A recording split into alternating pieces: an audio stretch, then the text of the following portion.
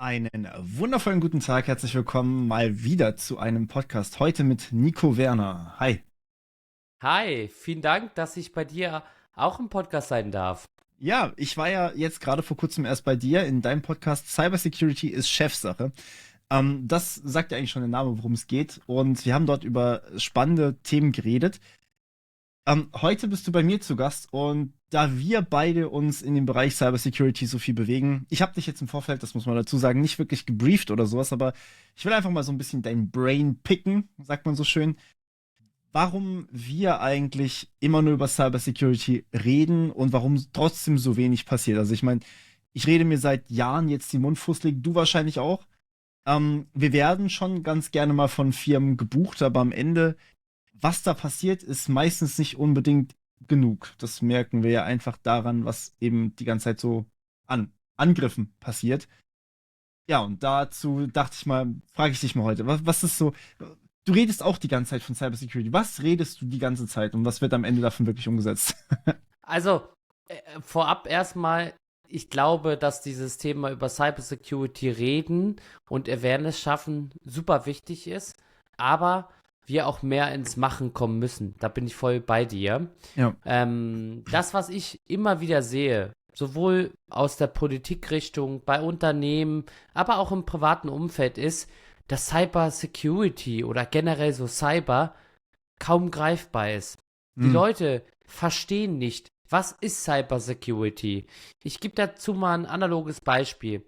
Wir alle reden davon, dass wir mehr miteinander tun müssen, dass wir mehr unterstützen sollten. Ich persönlich sage auch gerne in meinen Vorträgen oder auch im Ausland, was ich an Deutschland geil finde, also eins davon, ist unser Zusammenhalt. Hm. Sobald irgendwie hier was passiert, wie jetzt zum Beispiel das Hochwasser im Ahrtal, helfen wir alle. Wir Mhm. fragen nicht, wie wir helfen können. Wir helfen. Wir spenden. Wir fahren runter. Wir helfen beim Wiederaufbau und so weiter und so fort. Das heißt, wir sind per se Menschen, die in einer Krise oder in einer akuten Lage helfen und auch unterstützen wollen. Jetzt, wenn man das Ganze auf dem Cyberraum in Anführungsstrichen runterbricht, ist da allein schon das Problem, wie kann ich denn überhaupt helfen? Ne? Also ist das jetzt irgendwie so die ominöse Cloud? Auch da ist ja schon bei Ja. vielen das Problem, was ist denn überhaupt die Cloud? Viele stellen sich ja witzigerweise wirklich eine Wolke vor, obwohl es ja einfach nur der Rechner unterm Tisch sein kann oder eben halt Hm. das Rechenzentrum. Und das sehe ich immer wieder, dass das alleine schon dazu führt, dass Menschen nicht ins Tun kommen, weil sie Mhm. nicht wissen, was sie tun sollen. Ja, verstehe. Das ist ein sehr interessanter Ansatz. Also grundsätzlich, Deutschland hält schon sehr zusammen und hat auch diese Kultur. Ich verstehe, was du meinst, ja, das mal so zu sehen. Und dahinter fragen wir aber auch nicht so lange, ist es jetzt in Ordnung, was wir tun, sondern wir tun es einfach. Wir sehen direkt, was wir tun können und tun es dann tatsächlich auch. Ja, während jetzt online, ich weiß nicht, ich glaube, jemand, der Cyberkompetenzen hat, sage ich jetzt einfach mal, der ist dann auch recht schnell im Helfen und da möchte man ja auch ganz schnell ganz viel tun. Und das habe ich ja auch bei meiner Community mitbekommen, dass die einfach wirklich rausgehen und den Unternehmen sagen, ey, schau mal, versuch hier was zu machen. Aber uns wird ja dann auch so ein bisschen die Handschelle angelegt vom Staat, gerade was den Hackerparagraphen angeht. Weil ich glaube, dass da sehr, sehr viel im Keim erstickt wird, was eigentlich sehr, sehr gut wäre, dass man einfach rausgeht und sagt, okay, hier, schau mal, ich habe dich gepentestet, da bist du angreifbar. Ich weiß, ich hatte keine Erlaubnis, kostet auch nichts, kannst du einfach reparieren, hier for free. Ja, das Spannende ist ja, dass Leute das ja gar nicht glauben würden, dass es kostenlos ist. Ja, Ich selber mache ja auch so Live-Hackings und gehe dann immer mal wieder auf Shodan. Für alle, die nicht wissen, was Shodan ist eine ja. Webseite ähnlich wie Google, wo man IoT-Devices, Webcams und Co. einfach finden kann und sucht dann immer so Kameras. Weil Hm. einem ganz einfach, wenn ich jetzt so ein Windkraftwerk zeigen würde, das in Anführungsstrichen frei im Internet steht und ich könnte das übernehmen, das ist wieder nichts Greifbares. Ja, das ist ein Windkraftwerk und ja, das ist schlimm, aber in den Köpfen bleibt das nicht. Wenn ich jetzt aber eine Kamera finde Eine von, Privatkamera, keine ja. Ahnung, irgendeine Privatperson oder jemand, der ein Geschäft hat, das ist viel spannender. Da kann ich ja Hm. was sehen, da kann ich was greifen. Und ich hatte mal einen Fall, den erzähle ich auch häufiger in meinen Lifehackings. dass ich ein Unternehmen gefunden habe, ein kleines Kfz-Unternehmen, also Kfz-Betrieb, eine Werkstatt in Berlin. Wie konnte ich jetzt wissen, dass das in Berlin ist? Das ist jetzt keine Magie, so wie es dann immer in den Hackerfilmen ist und ich folge eine IP-Adresse zurück und so weiter. Mhm. Das ist ja alles Science Fiction. Das kann der Vaterstaat oder Strafverfolgungsbehörden. Wir als Privatperson können das nicht so einfach. Aber im Hintergrund war eben halt ein Logo und durch die einfache Bildersuche habe ich eben halt rausgefunden, das Unternehmen sitzt in Berlin, das Ja. ist deren Logo. Und das Spannende dabei war eben halt, dass ich helfen wollte. Ich wollte diesem Unternehmen sagen, pass auf, hier, da ist irgendwas bei euch, eine Kamera, die online ist, wo jeder drauf zugreifen kann, das ist vielleicht nicht so richtig. Hab da also angerufen, weil die Telefonnummer stand ja auch entsprechend auf der Webseite drauf und hab dann mal denen entsprechend gesagt, hey, ich bin Sicherheitsexperte, ich habe deine Kamera im Internet gefunden und weißt du das denn schon? Und die Person vollkommen in Anführungsstrichen sauer. Sie hatte gesagt, ich habe keine Kamera und hat einfach aufgelegt. Und witzigerweise habe ich in der Kamera gesehen, dass diese Person aufgelegt hat. Also ich wusste, Oh. dass das diese Person ist. Ja. Und ich bin Norddeutscher. Ich habe es dann noch 3-mal probiert, den davon zu überzeugen, dass seine Kamera live zu sehen ist und dass er eine Kamera hat.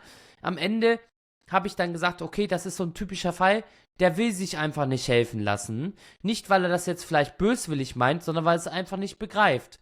3 Wochen später kriege ich einen Anruf von meinem Geschäftsführer, der mir sagt, hey, pass auf, ich habe hier so einen Polizisten am Telefon, du bist wohl Zeuge bei einem Raubüberfall.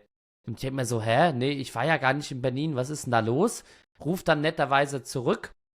Und dann hat sich herausgestellt, dass dieser Betreiber sich an die Polizei gewandt hat, weil wohl kurze Zeit danach sein Laden ausgeraubt worden ist und er sich noch erinnern konnte, da gab es so einen Typen, der permanent angerufen hat, dass es hier Kameras gibt und ich wäre wohl derjenige, der seinen Laden ausgeräumt hat. Aber Ach, das du ist noch nicht das Schande. Beste. Pass auf, das Beste kommt noch zum Schluss. Dann, nachdem ich dann einen 1 Stunden Vortrag über Shodan geführt habe, über das Internet und so weiter und so fort, hat dann die Polizistin darauf reagiert und hat gesagt, Herr Werner, super spannend, aber haben Sie denn noch die Aufnahmen? Und das war dann so der Welche Moment, Aufnahme? wo ich wieder gedacht habe, okay, auch die Kollegen, also, und das will ich jetzt gar nicht böswillig meinen, es gibt sicherlich auch Leute, die das besser wissen, aber speziell diese Kollegin wusste nicht, was live ist, was das Internet ist und wie das auch mit dem Speichern funktioniert. Und die Frage dann, die ich gestellt habe, ob es denn keine Aufnahmegeräte mehr gab, hat sie dann verneint und dann wusste ich natürlich auch sofort, okay, da ist dann eben halt was passiert, was die Leute eben halt in Anführungsstrichen mit dem Internet verbinden wollten. Aber wo das Wissen eben halt nicht da war, dass live eben halt nicht bedeutet, dass ich jetzt da 24/7 vor der Kamera sitze und alles aufzeichne, Ja. sondern einfach auf die Kamera live zugreife, ohne eine Aufnahmefunktion. Und das zeigt wieder so ein bisschen dieses Beispiel, dass die Menschen eben halt nicht das Greifbare haben, die haben keine Ahnung davon und teilweise auch die Scheuklappen einfach auf, weil sie denken, naja, so eine Kamera, was kann denn da schon passieren? Aber Ja. dass man mit so einer Kamera vielleicht jemanden ausspionieren kann, das sieht man im ersten Moment vielleicht nicht. Oder vielleicht auch einen Raubüberfall planen, was in dem Fall ja relativ einfach zu sehen wäre. Also ich meine, wahrscheinlich haben die auch die Kamera gefunden, haben sich dann gesagt, ey komm, lass mal da reingehen. So, wenn er gerade nicht da ist. Ja, oh Mann. Das ist ein sehr trauriges Beispiel tatsächlich. Aber das zeigt so ein bisschen, dass diese Medienkompetenzen und generell einfach Grundverständnissachen schon an vielen Fällen fehlen, wo sie sogar beruflich eigentlich notwendig wären. Also ich meine, wenn man so eine Kamera aufsetzt, dann muss man sich beruflich damit auseinandersetzen, was das bedeutet, dass diese Kamera halt im Internet steht. Und ich habe mir da schon sehr, sehr häufig Gedanken drüber gemacht, weil wir auch einfach nicht die Möglichkeit haben, alle zu erreichen. Also ich meine, aktuell ist es alles Eigenverantwortung. Aktuell muss man sich freiwillig damit auseinandersetzen. Man muss freiwillig sich entscheiden, wenn ich so eine Kamera mir anschaffe, dass ich dann auch wirklich durchlese, wie ich das verändere. Siehst du da irgendwas, dass man das einfacher machen kann oder dass man es besser machen kann? Ja, ich glaube, hier ist eher so das Problem, wir müssen zwei Welten unterscheiden. Einmal haben wir das B2C-Business, Mhm. ne, also Business-to-Customer-Business. Wenn du da eine Kamera verkaufst, ist es sehr preissensibel. Das heißt, wenn du da irgendwie anfängst, Security mit reinzubringen, ist es meistens ein Kostenfaktor, auch wenn es nur ein paar Euro mehr sind, wo dann die Kunden sagen würden, nee, das kaufe ich nicht, weil das ist zu teuer. Nicht, Ja, weil das jetzt sicherer ist, sondern weil es einfach zu teuer ist. Und der andere Punkt ist eben halt diese Waage zwischen Usability und Security. Jetzt stell dir mal vor, du gehst in den nächsten Mediamarkt, ja, keine Werbung, einfach nur du gehst zum Mediamarkt und kaufst dir jetzt eine neue Kamera. Und bevor du die Kamera benutzen kannst, musst du erstmal das Passwort ändern, vielleicht eine Verschlüsselung hinzufügen, in deiner Fritzbox oder in deinem Router sagen, dass das zum Beispiel keine eigene Internetverbindung aufbauen kann, also kein P2P und so weiter und so fort. Das heißt, du brauchst erstmal, sagen wir mal, eine halbe Stunde, bis du alles eingerichtet hast. Was würdest du als Kunde dann machen? Als normaler Otto-normaler ja. Kunde? Das verstehe ich. Das Problem ist doch aber eigentlich, wenn wir Security by Default machen, dann haben wir das gar nicht. Das heißt, wenn wir wirklich zum Beispiel so eine Kamera als Kunde kaufen, einfach mal angenommen, dann können wir ja trotzdem schon fordern vom Hersteller, dass da wirklich ein Passwort dabei ist, das so noch nicht existiert. Dass wir dann zum Beispiel einfach von mir aus auch in der Packung finden, was aber halt so zufällig generiert ist, dass das der Hersteller am Ende auch nicht mehr nachvollziehen kann. Dass die Einstellungen, also zum Beispiel nicht öffentlich verfügbar, schon raus sind. Dass zum Beispiel aber auch eine Verschlüsselung schon automatisch drin ist. Und das sind Ja, solche da bin ich bei dir. Standard-Konfigurationssachen. Ja, da bin ich bei dir. Das gibt es auch schon. Von der Mhm. EU gibt es eine Richtlinie, die sagt, dass Geräte nicht mit einem Standardpasswort versehen werden dürfen, Ja, sondern bei der erstmaligen Einrichtung immer ein neues Passwort kriegen sollten oder du gezwungen wirst, ein neues Passwort zu erstellen. Aber jetzt komme ich wieder auf dieses Thema Usability Security. ja, Dann überlegen sich immer die Leute vielleicht irgendein Passwort oder stellen in Anführungsstrichen diese Security wieder aus, dass es am Ende auch nichts bringt, weil sie eben halt sich nicht mit dem Thema auseinandersetzen wollen. ja. Und da gibt es viele Analogen, auch in meinem Freundeskreis immer wieder sehe ich mal so Fälle oder so Beispiele. Zum Beispiel ist es für mich vollkommen verständlich, dass mein Handy einen Code oder ein Passwort hat, womit es in Anführungsstrichen gesperrt ist. Ja, Wie häufig sehe ich Leute, die einfach ihr Handy ungesperrt benutzen? Und dann, wenn du dir die das Frage stimmt, ja. stellst und sagst dann so, ja, warum hast du denn keinen Code an deinem Handy Das eingerichtet? nervt nur. Dann ist die erste Antwort meistens, es nervt mich oder was will man denn mit meinem Handy anfangen? Ja, Aber wenn ich ihm dann erkläre, dann kann man Zugriff auf dein WhatsApp, auf deine Bank-App, auf deine Daten und so weiter haben. Dann merkt man so ein bisschen, dass die Leute dann nach und nach überlegen, ist das vielleicht der richtige Weg? Aber bei Default sehen sie nur die Usability. Und ja. das ist gerade im B2C-Bereich super wichtig, dieses Thema Usability. Und deswegen gibt es viele Hersteller, die sagen, wir machen das nicht. Im Mhm. B2C-Bereich ist eigentlich das Thema Usability natürlich auch ein wichtiges Thema, aber da geht man schon mehr auf Sicherheit, weil eben halt eine IT-Abteilung oder ein Sicherheitsverantwortlicher oder was auch immer im Unternehmen da ist, der darauf achtet. Da haben wir aber eher das Problem, dass die Leute dann wiederum sagen, naja, das ist jetzt mein Firmenhandy, das ist jetzt mein Firmennotebook, was habe ich denn damit zu tun? Wenn da Ja, irgendwas ist, dann ist da eine IT-Abteilung, die kümmern sich mit drum. Das heißt, in Anführungsstrichen ist die Sicherheit bei B2C meistens höher, wie bei B2C, aber bei B2B haben viele Leute eben halt nicht mehr die Awareness dafür, weil sie sich eben halt sagen, na, das gehört meiner Firma, da muss ich jetzt nichts mitmachen. ja, Und das ist genau. eben halt, glaube ich, so diese Krux, die man immer wieder sieht bei den Problemen, in Anführungsstrichen. Ich will nicht immer von Problemen reden, aber bei der Herausforderung im Bereich Cybersecurity, weil eben halt im privaten Umfeld Mhm. ist auf Deutsch gesagt kein Arsch interessiert und im betrieblichen Umfeld man immer sagt, im Hintergrund gibt es irgendjemanden, der sich darum kümmert und man dann manchmal selber einfach den Kopf ausschaltet. Ja, das auf jeden Fall. Aber gerade diese Usability wird ja auch ein bisschen besser von Security. Also jetzt gerade haben wir die Einführung von Passkeys erlebt. Ähm, Ich sag nicht, dass Passkeys eine gute Lösung ist. In dem Sinne, es ist nicht perfekt, aber was Usability angeht, ist es schon ziemlich gut, verhältnismäßig zumindest. Und deswegen glaube ich, für den Otto-Normalverbraucher, der wirklich so gar nichts auf Security gibt, der vielleicht nicht mal einen Code auf seinem Handy hat oder sowas, wenn man dann irgendwie gezwungen wird, einfach kurz den Finger aufs Handy zu legen, um dann zum Beispiel den Zugang zu seiner Webcam zu entsperren, wenn man sie administrieren möchte oder drauf zugreifen möchte oder sowas. Ich glaube, das ist tatsächlich eine relativ große Chance, die wir da auch haben, dass wir das einfach überall verknüpfen. Jetzt hast du dann natürlich wieder so einen Player wie Apple oder Google, die dann halt quasi den Zugriff auf alles bekommen. Aber das ist immer noch besser, als den Zugang quasi offen zu lassen oder halt ein Default-Passwort beziehungsweise ein user-generiertes Passwort von Querz oder sowas zuzulassen. Ja, da bin ich bei dir und da sind wir wieder bei diesem Thema machen. Und ich habe das ja auch in unserem Podcast erzählt. Ich habe immer wieder dieses Thema so im privaten Freundeskreis. Ich kriege immer so diese Standardfrage gestellt, was ist denn der beste Antivirenscanner oder was ist die beste Firewall? Und das Thema, was ich dann immer den Leuten mitgebe, jede Firewall oder jeder Antivirenscanner ist besser als keiner. Also sage ich ganz klar, macht etwas.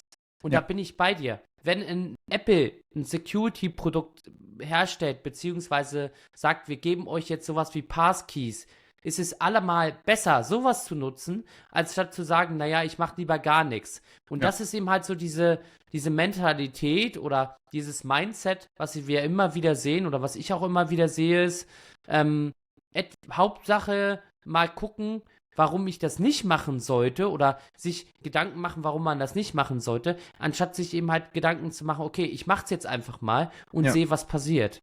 Genau. Ist eigentlich bei Virenscannern zum Beispiel, je nach Community sage ich tatsächlich was anderes so ein bisschen. Also der technischen Community empfehle ich meistens nicht unbedingt einen Virenscanner, weil ich dort sage, ey, ganz ehrlich, dein Gehirn ist der Beste. So, wenn du dir das zutraust, ist der beste Virenscanner. Aber wenn du es dir nicht zutraust, wenn du kein Experte für Cybersecurity bist, dann ist es schon sinnvoll, wenn du zum Beispiel einfach den Defender bei Windows drauflässt und ganz normal aktiviert hast. Oder von mir aus auch was anderes installierst, dann ist relativ egal was. Hauptsache, du hast was. Gerade wir überlegen uns immer wieder Gründe, warum wir Dinge nicht machen, aber wenn wir dann wenn wir gar nichts gemacht haben, dann sind wir halt komplett offen und dann müssen wir selber eine sehr, sehr hohe Kompetenz haben, dass da nichts passiert. Und ich traue jetzt zum Beispiel nicht jedem zu, dass sich jeder virtuelle Maschinen für die Arbeit mit E-Mail oder sowas einrichtet. Das kann ich bei manchen vielleicht erwarten, die sich wirklich mit dem ganzen Thema auskennen, die wirklich auch eine hohe Gefährdung haben. Und für alle anderen ist es zu viel. Definitiv. Ja, und da ist für mich auch ein ganz wichtiger Satz aus meiner Kindheit. Schuster, bleib bei deinem Leisten. Ich habe zum Beispiel gar keine Ahnung von Autos. Ich bin heilfroh, dass ich ADAC-Mitglied bin. Und wenn irgendwas mit meinem Auto ist, dann rufe ich die gelben Engel. Shoutout, wirklich immer mal das Leben gerettet bei mir, tatsächlich. Und so sehe ich es eben halt auch mit Cybersecurity oder auch generell mit IT. Du kannst nicht immer alles wissen. Und soll ja aber auch gar nicht so brauchst sein. du eben halt Leute, so wie dich, so wie mich, so wie viele anderen, die eben halt ihr Wissen teilen. Und da, in Anführungsstrichen, ist auch unser Trumpf im Bereich Cybersecurity, wenn wir davon sprechen, ins Machen zu kommen. Sucht euch Leute, die dieses Wissen teilen, wie du zum Beispiel, wie mich, wie ganz viele andere, wo man einfach mal sich Ideen holen kann und auch Themen mitnehmen kann, die man selber bei sich umsetzen kann, weil man selber eben halt davon keine Ahnung hat. Ja. Aber das ist allemal besser, als zu sagen, ich laufe jetzt einfach mit Scheuklappen durch die Welt und mache eben halt gar nichts. Ja, auf jeden Fall. Gerade eben überhaupt so eine Art Grundschutz einzurichten. Also ich höre auch immer wieder, ich habe ja ein paar Videos zu Passwortmanagern gemacht und ich höre auch immer wieder, ja, aber dann kann man ja meinen Passwortmanager angreifen. So, ja, kann man, aber der Zugang ist nicht so einfach. Dazu müsste man jetzt zum Beispiel bei dir auf den PC kommen. Oder man müsste dein Masterpasswort sozusagen benutzen und wenn du da 2FA dran hast, kaum was machbar. Da sind wir ja wieder bei diesem Thema aus dem, ich sag mal, Business-Kontext. Ja. In dem Sinne sagen wir ja dazu immer Defense in Depth, dass du eben halt gucken musst, mehrere Schritte dir überlegen musst, okay, was kannst du tun, um dich sicherer zu machen, weil es gibt nicht 100% Sicherheit, es gibt auch nicht den sicheren Passwortmanager, ich gebe nur das simple Beispiel, viele haben damals was von LastPass gehalten und haben gesagt, das ist unknackbar und alles ist gut und dann sind sie zum ersten Mal gehackt worden, wo erstmal nichts weiteres passiert ist. Dann sind sie zum zweiten Mal gehackt worden und jetzt Monate danach hat man rausgefunden, dass doch die Passwörter in Anführungsstrichen mitgeklaut worden sind. Also nicht die Passwort-Saves, sondern die Master-Passwörter in Anführungsstrichen. Okay. Ja, aber also trotzdem die Passwörter selber glaube ich nicht, ne? Die waren ja nee, ich trotzdem glaube nur die Hashes, aber das ist Ja. gefährliches Halbwissen. So genau habe ich mich damit jetzt nicht beschäftigt. Was ich damit nur sagen wollte ist, es kann immer mal passieren, dass etwas unsicher wird oder Ja. dass jemand angegriffen wird. Aber auch da sollte man sich jetzt nicht Gedanken machen im Vorfeld, was nutze ich denn, damit es nicht angegriffen wird? Weil die Frage muss man sich nicht stellen. Es ist klar, irgendwann wird alles mal angegriffen werden und irgendwann ist alles mal unsicher. Aber diesen Weg, den du auch gerade beschrieben hast, lieber einen Passwortmanager zu nehmen, wie jetzt mit den Standardpasswörtern zu arbeiten, ist genau der richtige Weg. Ja. Eben, also gerade wenn du jetzt vergleichst, wenn ich einen Passwortmanager habe, wo mein Passwort halt 40 Zeichen mit allem drum und dran ist, komplett zufällig gewählt, oder ich habe und dann vielleicht noch 2 FA dazu habe, oder ich habe ein normales Passwort und einfach nur 8 Zeichen, weil halt Minimum und am besten nicht mal ein Sonderzeichen. Und dann muss man sich einfach überlegen, okay, was ist schwerer zu knacken? So. Und ja, im Endeffekt, wenn wir dann von Phishing reden, dann ist es auch noch mal so dieser extra Bonus, weil eben der Passwortmanager sich erstmal weigert, das bei der Phishing-Seite einzutragen, was irgendwie viele auch übersehen haben. Während wenn ich da selber das Passwort eingebe, dann merke ich vielleicht gar nicht, dass es eine Phishing-Seite ist. Also es gibt halt diese Standardmittel, und trotzdem kommen wir immer wieder an den Punkt, auch gerade wenn wir beraten, dass wir da so ein bisschen auf Granit stoßen. Dass wir, ich hab vorhin so ein schönes Beispiel gegeben, wenn ich irgendwie teilweise also nicht unbedingt eine Vorlesung, aber einen Talk halte oder sowas, dann kann ich teilweise einfach meinem Wandbild mehr erzählen und das lügt mich wenigstens nicht an, wenn es sagt, ja, ich setze was um. Absolut. Und manchmal ist es eben halt auch so, dass ich sage, auch wir in unserer Security-Bubble müssen uns eben halt Gedanken machen, wie komme ich an die Leute ran? Also Ja. dieses ewige Draufbashen, wir hatten ja auch in unserem Podcast drüber gesprochen, dass dieses Angstthema damit Werben genau der falsche Weg ist. Ja. Ich war jetzt gestern zum Beispiel auch auf einer Messe Speaker gewesen und das fand ich total genial. Da gab es dann einen CISO von einem Landtag, der eben halt in einem Awareness-Vortrag als Zaubershow gemacht hat. Habe ich so Oh. noch nie gesehen. Okay. Richtig coole Geschichte. Das bleibt dir eben halt im Kopf. Der hat dann eben halt mit Kartentricks da gearbeitet und eben halt gesagt, hier, pass auf, was ist der Unterschied zwischen Informationssicherheit und Zaubertricks? Es ist nie so, wie es scheint. Und genau so hat er es dann präsentiert. Und das fand ich eine coole Art und Weise. Und das hat die Leute eben halt berührt und mitgenommen. Ja. Während du jetzt irgendwie so ein in Anführungsstrichen, eine Phishing-Kampagne mit E-Mails sicherlich nicht diese Aufmerksamkeit bekommt, wie jetzt eben halt der Zauberer auf der Bühne, der über Informationssicherheit spricht. Ja, es ist einfach normal geworden. Also Phishing ist ja nichts Besonderes mehr in dem Sinne. Aber da müssen wir uns vielleicht dann auch einfach neue Wege überlegen, wie man auf das Thema aufmerksam machen kann und wie man einfach sagen kann, hey, schau mal, hier, das ist ein einfacher Weg. Es ist zwar nicht perfekt, nichts ist perfekt, aber das reicht auf jeden Fall aus und es ist ein Improvement. Und das ist auch, glaube ich, ein super wichtiger Hinweis. Scheitern ist vollkommen in Ordnung. Ja. Ne? Du wirst nie in diesem Bereich Informationssicherheit, Cybersecurity und so sofort beim ersten Punkt sozusagen die Lösung haben. Sondern das Schöne ist ja, es gibt so viele Möglichkeiten, so viele Themen, die du machen kannst oder wo man was machen kann. Und da scheitert man auch mal. Das Wichtigste dabei ist eben halt, Lessons learned daraus zu machen, was ich da sozusagen jetzt, warum ich gescheitert bin und wie kann ich es verbessern. Aber bloß nicht, weil man jetzt gescheitert ist, sagen, okay, das Thema ist jetzt scheiße, das will ich jetzt nicht. Weil Ja. das ist leider so eine Denkweise, die viele dann auch tatsächlich haben. Die scheitern an irgendeinem Punkt und sagen, lass mich mit der Scheiße in Ruhe, ich mach das anders.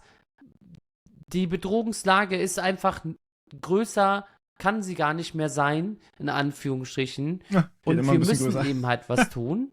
Ja. Und da hilft es eben halt auch, mit kleinen Schritten voranzugehen. Ja. Gerade dieses Thema, wir müssen was tun. Also ich bezeichne es auch ganz gerne als Analysis-Paralysis, weil wir im Endeffekt die ganze Zeit analysieren, was wir im Optimalfall tun könnten, aber gar nicht wirklich ins Tun dann tatsächlich kommen. Was mich ein bisschen fast schon abfuckt an manchen Stellen, muss ich sagen. Es gibt vieles, was man tun kann. Es ist aber am Ende relativ egal, wo wir anfangen. Also wenn ich mir zum Beispiel so ein Layout oder sowas von so einem richtig komplexen, komplett kaputten Netzwerk oder sowas, eine Schule, das ist der Benchmark für mein KI-Modell. Ich habe da so eine Schule skizziert, die einfach an 50 Stellen angreifbar ist. Und dann lasse ich mir von der KI sagen, quasi, wo ich jetzt als erstes angehen soll. Und ich fand es ganz interessant, dass da einfach wirklich so konkrete Schritte rausgegeben wurden, die man dann auch wirklich durchsetzen kann. Ich glaube, das ist super, super wertvoll, ähm, weil wir ansonsten einfach nur diesen Plan lesen und noch einen Plan machen und dann einen Plan zum Plan machen und am Ende haben wir 3 Wochen damit verschwendet, Pläne zu machen und haben nichts gefixt. Ja, und das scheitert ja manchmal auch so ein bisschen in diese Schein-Security. Ich nenne das ja Hm. immer Cyber-Security by Obscurity, weil Ja, häufig ist es auch einfach so, man plant, man tut, ja. man macht sich Gedanken, man schafft sich 3000 Hardware-Themen an oder Software an und dann kommt der Angreifer und dann, da hat man zum Beispiel sich über das Backup keine Gedanken gemacht, dann hat man zum Beispiel sich keine Gedanken gemacht um den Innentäter. Und das ist eben halt das Problem. Auch wenn mich Unternehmen immer wieder fragen, in meiner beratenden Tätigkeit, womit kann ich denn starten? Also, was sollte ich denn tun? Dann sage ich immer so, das Wichtigste, womit du eigentlich starten solltest, ist dir erstmal Gedanken zu machen, warum machst du überhaupt Cybersecurity? Und da rede ich jetzt nicht davon, weil irgendein Gesetz dich dazu zwingt, Mhm. sondern du solltest dir selber Gedanken machen, warum mache ich Cybersecurity? Und mit diesem Mindset, was du dann gewinnst, weil du dann nämlich verstehst, Cybersecurity muss ich jetzt nicht tun, um in Anführungsstrichen irgendein gesetzkonform zu sein, sondern um mein Business zu schützen, um meine Daten zu schützen, um meine Mitarbeiter zu schützen Ja. und so weiter und so fort. Dann hast du erstmal das richtige Mindset und kannst dann damit loslegen, dir Gedanken zu machen, okay, dann eben halt in Anführungsstrichen Prozesse einzuführen, auch mal Dinge durchzuspielen, in Technik, in Personen, in Prozesse und so weiter und so fort. Mhm. Da gibt es ja viele Möglichkeiten, aber du solltest erstmal mit dem Mindset anfangen. Und da sind wir dann wieder bei der Anfangsfrage, was kann ich machen, um mehr ins Tun zu kommen? Da sage ich ganz klar, den Mindset-Change. Die Menschen müssen verstehen, was Cybersecurity wirklich ist und wie wichtig dieses Thema ist. Mhm. Das heißt, eher eine Art Selbstmotivation finden, um dann Cybersecurity durchzusetzen. Ja, Selbstmotivation ist das eine, das andere ist aber die Menschen mitnehmen. Für mich ist Mhm. Cybersecurity immer ein Teamsport. Ne? Egal ob das, ich meine, im Okay. Hintergrund steht ja, Cybersecurity ist Chefsache. Damit meine ich nicht, dass der Geschäftsführer Cybersecurity machen muss, sondern damit meine ich, dass der Geschäftsführer seine Motivation für Cybersecurity an seine Mitarbeiter übergeben muss. Dass er sagen muss, pass auf, wir machen Cybersecurity aus den und den Gründen. Lass uns gemeinsam schauen, wie können wir es erreichen. Denn Cybersecurity funktioniert nur im Team. Es Ja. gibt sicherlich auch Bereiche, und da will ich jetzt auch mal einen Shoutout geben an viele Informationssicherheitsbeauftragte von Stadtwerken zum Beispiel. Die sind ganz häufig eine One-Man-Show. Die Ja, Mann. kämpfen alleine. Die sind da vollkommen allein gelassen, in Anführungsstrichen. Die haben zwar ein Management-Commitment, die haben aber weder Budget noch Ressourcen, da großartig was zu machen. Und die müssen dann irgendwie dafür sorgen, dass die Stadtwerke eben halt sicherer wird. Und da muss man wirklich sagen, genau da sieht man eben halt dann das Thema, die müssen dann schauen, wie schaffe ich einen guten Draht zur IT zu bekommen, wie schaffe ich die Leute zu begeistern, dass die Leute mit mir gemeinsam daran arbeiten. Weil einer alleine kann nie was erreichen. Das Ja. ist Teamwork. Und das ist so das Problem, um wieder zum Anfang zurückzukommen. Wir sind super hilfsbereite Menschen. Wir helfen in einer Notlage. Aber in einer Cybernotlage können wir teilweise gar nicht helfen, weil viele gar nicht wissen, was muss ich denn jetzt tun? Oder was könnte ich denn jetzt tun? Und was könnte überhaupt passieren? Was ist überhaupt die Lage so? Aber man merkt es ja auch, also gerade bei Incident Response ist das ja ein großes Thema, wenn wir also wenn wir davon ausgehen, wir haben gerade eine Notlage in dem Sinne, ähm, dann versucht man ja auch die Leute so ein bisschen abzustempeln und zu sagen, mach hier irgendwas, was einigermaßen sinnvoll ist, aber stör quasi nicht so einfach. Ähm, und würdest du sagen, dass wir grundsätzlich so ein bisschen Kompetenzen in dem Bereich brauchen, dass die Leute in so einem Fall dann auch einfach mithelfen können? Ja, ich nenne das immer so die Headless-Chicken-Phase. Das Ja. heißt, so die ersten Minuten, die ersten Stunden in einem Unternehmen bei, sag mal, einem Vorfall, Mhm. da laufen alle kreuz und quer rum. Der ITler versucht, die Server runterzufahren, der macht dies, der macht jenes. Und genau das ist auch die Phase, wo die meisten Beweise oder die meisten Themen, die dann später für die Forensik wichtig sind, kaputt gehen. Das Mhm. ist tatsächlich der Fall. Ob ich jetzt glaube, dass wir da einen Wissensgap haben, da sage ich, ganz sicher haben wir da einen Wissensgap.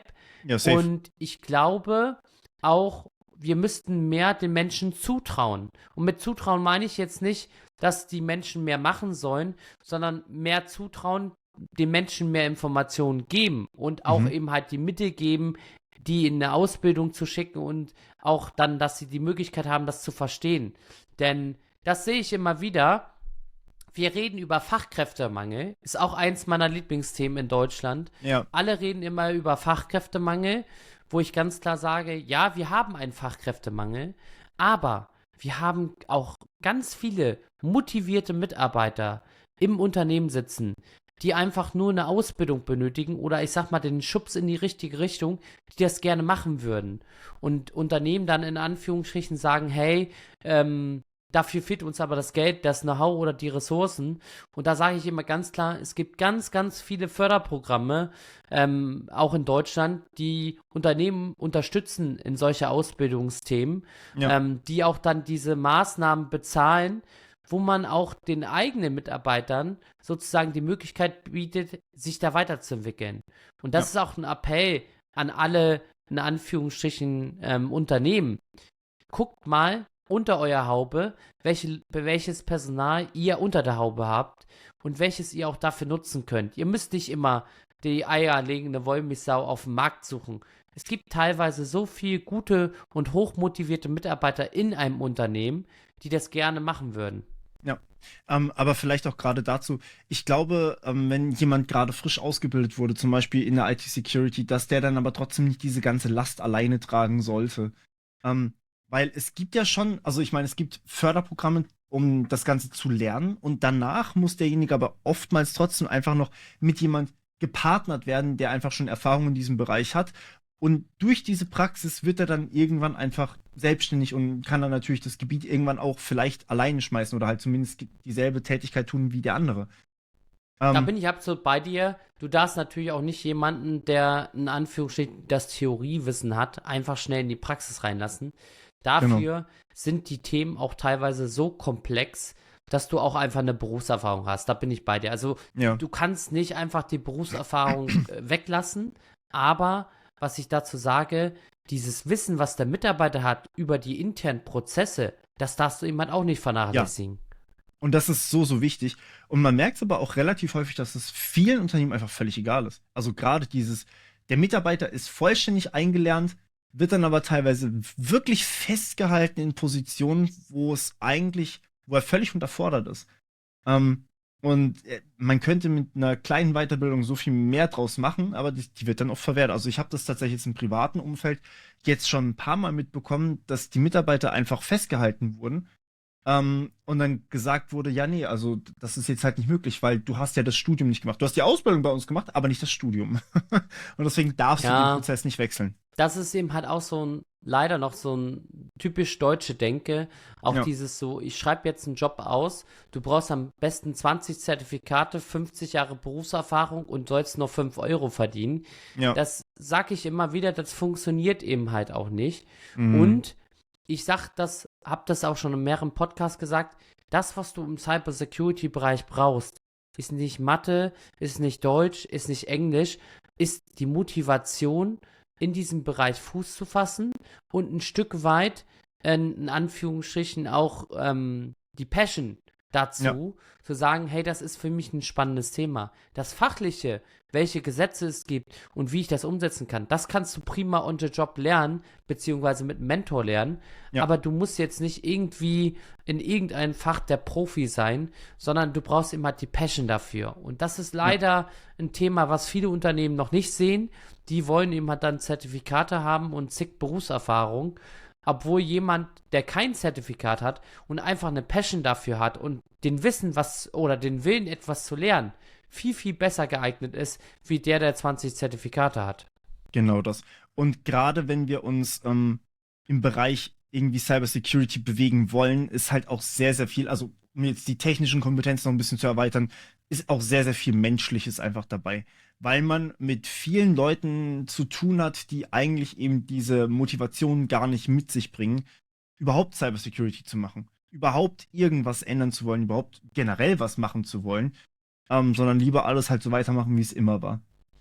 Ähm, und das finde ich ganz, ganz spannender Punkt eigentlich, wenn wir uns Unternehmen oder kleinere Betriebe angucken, die vielleicht gar niemanden für Cybersecurity haben, die vielleicht denken, ja, meine Infrastruktur, meine IT ist so klein, wir haben gerade mal so eine Webpräsenz und dann war's das. Oder wir haben vielleicht einfach nur so ein paar Excel-Tabellen, wo wir einfach unsere Mitarbeiter verwalten und ne, so ein 10-Mann-Betrieb oder sowas. Ähm, und da sieht man aber auch immer wieder, eigentlich brauchen die trotzdem diese Kompetenzen. Also, wenn wir irgendwie, keine Ahnung, in einen Kindergarten oder sowas schauen, ähm, dann musst du da trotzdem auf Datenschutz achten, weil das sind halt einfach Kinder drin.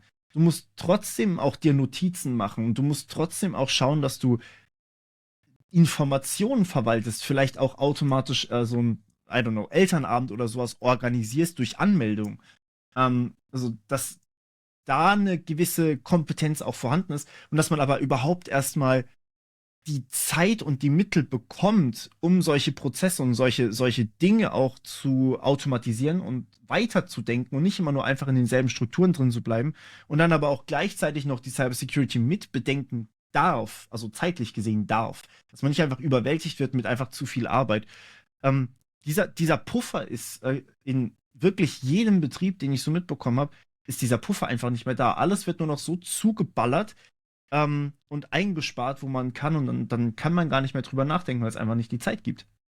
Ja, oder der andere Punkt ist, da komme ich dann wieder auf dieses Thema Security bei Obscurity, Mhm. dass Leute dann so viel Angst haben, etwas zu machen. Klassisches Beispiel, du hast gerade mit dem Kindergarten erwähnt.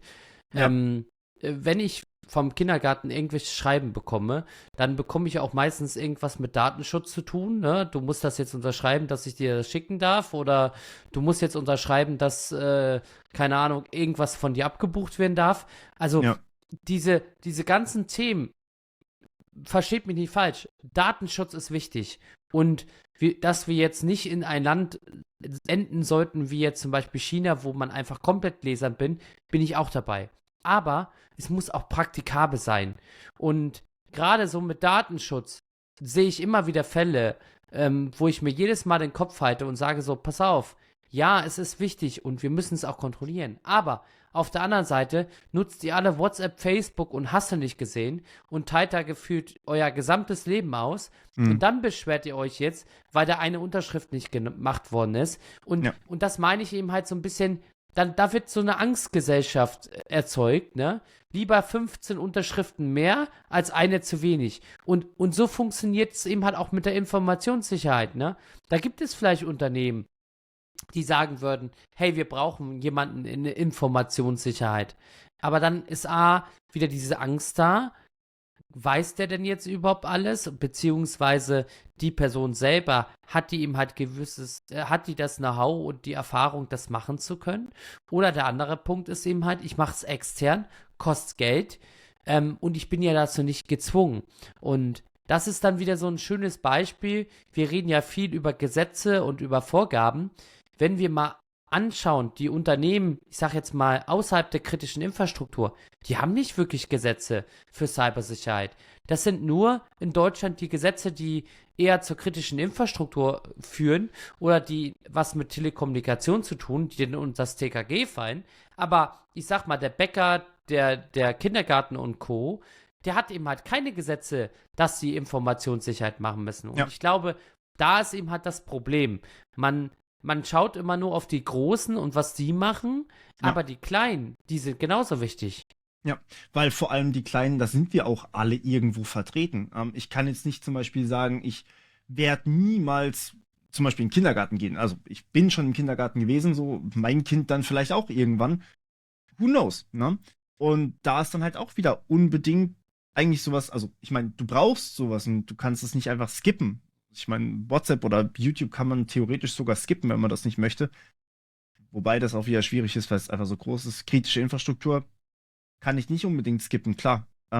Ja, aber worauf ich eigentlich hinaus will, ist, die kleineren Betriebe, die eigentlich so viel gar nicht machen können in dem Bereich, weil sie gar nicht diese Kapazitäten haben, die werden völlig allein gelassen. Auch irgendwie jetzt, also Ärzte nicht unbedingt, aber kleinere Praxen, hier Physiotherapie zum Beispiel, ähm, die werden doch alle alleine gelassen. Also du kannst nichts beantragen, wo dir wirklich dazu was gegeben wird. Wo du einen Experten bekommst, der dir erstmal sagt, so, ey, ja, mach das und das. Ja, es gab ja mal vom BSI auch so Ideen zur Cyberfeuerwehr, in Anführungsstrichen, Ja, so eine Organisation, die dann genau solchen Unternehmen helfen sollte, die in Schieflage sind oder Notlage. Und da muss ich jemand auch sagen, da sieht man eben halt auch so ein bisschen unsere freie Marktwirtschaft. hm, Ja? Jedes Unternehmen, was irgendwie in dem Bereich tätig ist, will irgendwie Geld damit verdienen. ja, Und das ist eben halt, glaube ich, auch so das Problem. Wir selber auch, damit spreche ich mich selber auch an, in dieser Security-Bubble. Wir müssten einfach auch viel, viel mehr den Leuten helfen, indem wir sowas wie einen Podcast, Videos und Co. zur Verfügung stellen, damit die Leute einfach auch mal wissen, okay, was kann ich denn eigentlich tun, ohne jetzt immer gleich die Hand aufzuhalten. hm, Das ist, glaube ich, so ein Thema, wo wir uns alle irgendwie nochmal an die Nase fassen müssen und einfach besser werden müssen. Andersrum ist es aber auch so, dass viele den Glauben haben, dass die Politik oder auch in Anführungsstrichen andere Gremien auch irgendwie da in Anführungsstrichen die Hand aufhalten, beziehungsweise dir helfen. Aber das ist eben halt nicht der Fall. Also wenn du heutzutage auch einen Cybervorfall hast, wo du dann auch die Polizeibehörden mit involvierst, dann ist häufig auch schon immer das Problem, wer ist jetzt dafür verantwortlich, ja, was wird da getan. Die schicken dir aber nicht in Anführungsstrichen die schnelle Eingreiftruppe, die dir dann hilft, ja. sondern die wollen die forensischen Daten sichern und die wollen sicherlich auch eine Strafverfolgung machen, aber das war es dann auch. Mit Reaktion dem statt Prävention vor Thema, allem. wie ich damit jetzt umgehe oder wie ich es auch in Anführungsstrichen behebe, da helfen sie dir nicht. Und da sehe ich dann immer viele Unternehmen, die dann einfach auf weiter Flur stehen gelassen werden und dann auch einfach nicht wissen, was sie tun sollen. Ja. Gerade weil wir halt davon reden, also bei der Politik und bei der Polizei, die haben ja auch eine riesige Kompetenzlücke. Also, ich meine, es gibt fähige Leute. Es gibt sehr viele und sehr kompetente Leute. Gerade auch bei der Polizei kenne ich einige. Aber die sind halt zu 120% ausgelastet. So, es ist einfach Absolut. zu viel geworden. Also ich arbeite ja auch viel mit den Strafverfolgungsbehörden zusammen und habe immer wieder das Problem festgestellt, selbst Großkonzerne, die dann angegriffen worden sind, die kriegen auch nicht wirklich Unterstützung, weil die einfach Ja, keine Ressourcen haben. ja, Die nehmen die Daten, um eben halt in irgendeiner Form eine Strafverfolgung zu machen, aber das war's dann auch, ja, weil sie keine Zeit haben. Und das ist eben halt so das Problem, ist es nicht greifbar. Wenn wir ja. jetzt einen Terrorangriff hätten, was Gott bewahre, nicht sein sollte, dann kannst du da aber Leute hinschicken. Du kannst in Du kannst was tun. Anführungsstrichen, du kannst etwas tun. Im Ja, Cyberraum ist es eben halt super schwierig greifbar. Und das ist immer wieder das Problem, egal mit wem du sprichst, warum dieses Tun immer schwieriger wird, weil die Personen nicht verstehen, was Cybersecurity ist. Und da können wir jetzt 1000 Awareness-Folgen von drehen oder 100 Mal darüber sprechen. Das Problem ist einfach, es bleibt immer nicht greifbar, weil es mhm. eben halt nichts Physisches ist. Klar gibt es auch physische Fälle, aber in der Regel spielt sich alles virtuell im Cyberraum ab. So, um das Ganze mal politisch richtig auszudrücken. Es übersetzt sich dann aber irgendwann leider ins Physische. Und das ist, glaube ich, der Moment, wo dann tatsächlich was gemacht wird. Aber dann ist es ja meistens einfach schon zu spät. Also sowas wie Identitätsdiebstahl wird ja auch, soweit ich das zumindest weiß von den Statistiken, ist es jedes Jahr, glaube ich, mehr geworden. Ähm, und das ist ja nur ein Beispiel. Ich meine, generell, wenn wir von Online-Betrug reden, das steigt ins Unermessliche. Ich habe unter jedem Video mindestens 20 Bots, die irgendwas bewerben. Und das sind noch die man harmlos sehen kann und direkt blocken kann. Ja, und das Spannende ist ja, was ich mir dann immer selber stelle, ist eben halt, Natürlich kann man jetzt mit dem Finger zeigen und sagen, oh, du bist jetzt drauf reingefallen, aber desto besser der Bot ist oder desto besser die Ja, Nachricht ist, fällt jeder einfach drauf rein. ja, Selbst wir Experten würden das natürlich. machen.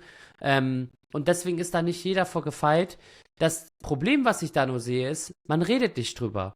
Man Mhm. redet einfach nicht drüber, weil das ist ja auch das Problem, das wir haben in der Politik im Bereich Cybersecurity. Wir wollen mit diesen ganzen Gesetzen auch eigentlich fördern, dass wir uns besser austauschen. Das passiert aber leider wenig, denn dieser Austausch, der wäre enorm wichtig. Aber dann Mhm. sagt ja jeder, nee, ich rede nicht darüber, wenn ich angegriffen worden ist, das ist mir peinlich oder wenn meine Kunden das doch erfahren und so weiter. Aber genau das ist der Fehler. Und genau das ist es auch mit Scamming. Ich habe zum Beispiel auch eine Mhm. Freundin gehabt, die hat einen Identitätsdiebstahl gehabt. Die hat, klassisches Beispiel, bei einer Plattform, wo man verkaufen kann, jeder kennt die, hat die Konzerttickets ersteigert und der Verkäufer wollte eben halt von ihr ein Ausweisfoto haben, damit er eben halt die Ja, Tickets umschreiben kann. ja, Super banal. Mir wäre das schon komisch gewesen, weil ich mir denke, warum ist es so? Ihr eben halt nicht. Und sie hat dann eben halt die Ausweisdaten geschickt und prompt waren sie eben halt dann entsprechend im Darknet zum Kauf angeboten worden. natürlich.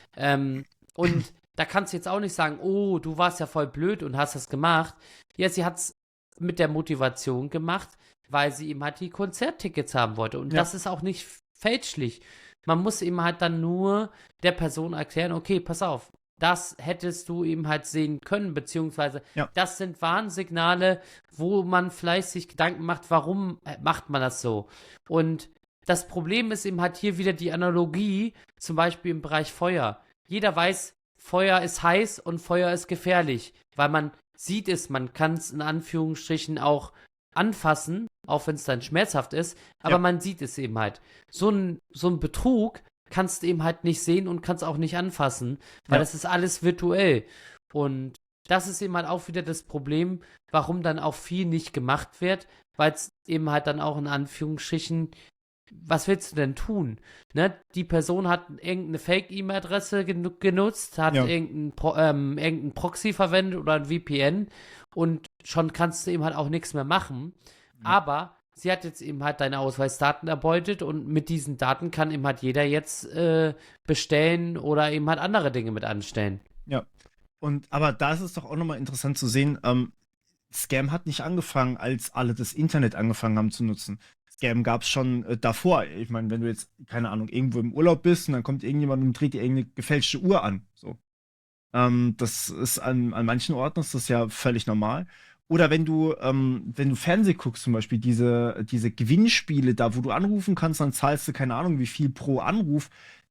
Die gibt es und die sind auch völlig legitim, die sind auch völlig legal tatsächlich. Ist im Grunde aber relativ ähnlich. Dir wird was versprochen, aber halt eine so kleine Geringchance, dass man sich gar nicht ausrechnet, wie hoch das wirklich ist. Man ruft einfach an. Also manche natürlich. Und die Leute werden auch nicht geschämt dafür, obwohl das im Grunde genommen auch nur eine Form von Scam ist. Ja, und das Problem ist eben halt, auch wieder Analogie, zum Beispiel, wenn du jetzt so einen Testkäufer in ein Geschäft reinschickst Ja, und der eben halt in Anführungsstrichen etwas kauft oder auch klaut und dein Personal das nicht sieht, dann wird immer sofort auf das Personal draufgeschlagen. Ne, so, ja, warum hast du das nicht gesehen, warum hast du den nicht kontrolliert und so weiter und so ja, fort. Aber am Ende, was passiert? Das Personal bekommt Angst. Es weiß jetzt nicht, wann kommt der nächste Testkäufer und will mich jetzt mein Chef kündigen, weil ich jetzt hier was getan habe. Natürlich gibt es auch Fälle, die das böswillig meinen. Aber ich sag mal, 99% der Fälle meinen es ehrlich und haben es einfach übersehen oder vergessen. Ich meine, wir sind ja, Menschen, wir sind keine ja, Maschinen. richtig. Und wenn du dann anfängst, im Cybersecurity-Bereich, dann auch immer wieder nur mit dieser Brechstange um die Ecke zu kommen, ne, du Idiot, ne, du hast das vergeigt oder warum hast du auf den Link geklickt, dann passiert nämlich genau das. Die Menschen schalten dann ab. Die wollen dann nicht mehr. Die öffnen dann gar keine E-Mail mehr. Die machen dann gar nichts mehr. Das Ja, ist ja auch der falsche Weg. Und wie du schon gesagt hast, vor dem Internet gab es genauso Scammer-Maschen und da war es auch eben halt nicht so, dass Fingerpointing betrieben worden ist. Ja. Jetzt durch das Internet wird es eben halt breiter rausgestrahlt und jeder kriegt davon irgendwie eine Info mit. Und in Anführungsstrichen hat das eine Dynamik, aber am Ende ist es dasselbe Thema und am Ende ist auch wichtig, die Message mitzugeben, dass Fehler einfach möglich sind und dass man einfach Lessons learned daraus nehmen sollte. Was kann man besser machen oder wie kann man es besser machen? Ja. Aber auf gar keinen Fall mit dem Hammer draufschlagen und sagen, alles ist scheiße. Ja, und das ist auch, glaube ich, eine ganz gute Zusammenfassung. Wir müssen schon leider langsam Richtung Ende kommen, aber ich glaube, das ist eine sehr, sehr schöne Zusammenfassung, die du gerade gegeben hast. Nicht einfach mit dem Hammer draufschlagen, sondern aus Fehlern lernen, aber auch Fehler zulassen, weil wir aus Fehlern einfach immer am besten lernen. Und was würdest du sagen, ist so die Lesson learned für diese Podcast-Folge? Was können wir tatsächlich zusammenfassend sagen? Wie kommen wir wieder ins Tun, anstatt nur ins Analysieren? Also, ich glaube, das Allerwichtigste, um ins Tun zu kommen, ist, wie das Wort schon sagt, tun. Mhm. Macht nicht euch 1000 Gedanken, wie ihr was tun könnt. Tut's einfach. Das Und ist auf jeden Fall die Lessons learned. Und wenn es vielleicht nicht das Beste ist, was ihr tun konntet, dann könnt ihr es im Nachhinein immer noch mal verbessern. Oder ihr akzeptiert einfach, dass ihr eine 20% Aufwand, 80% Nutzen habt. 80% ist deutlich besser als 0%. Das ist, glaube ich, so das Wichtigste, was man immer sagen kann. Ja, vielen, vielen Dank, dass du da warst. Schaut auch gerne bei seinem Podcast vorbei. Cybersecurity ist Chefsache. Da kann man extrem viel mitnehmen. Ich habe mir ein paar Folgen jetzt mittlerweile reingezogen. Und jede Folge ist super empfehlenswert, die ich bisher gehört habe. Und ich verlinke das Ganze dann unten in den Shownotes. Da könnt ihr gerne vorbeigucken. Das letzte Wort übergebe ich dir. Was magst du unseren Hörern noch mitgeben? Also, wie schon gesagt worden ist, Cybersecurity ist Chefsache, bedeutet nicht, dass es der Chef machen muss. Cybersecurity ist Teamwork. Und von daher vielen Dank, Cedric, dass ich mit dabei sein durfte. Genießt den Podcast auch entsprechend und ich wünsche euch noch einen schönen Tag. Bis dann. Bis dann. Ciao.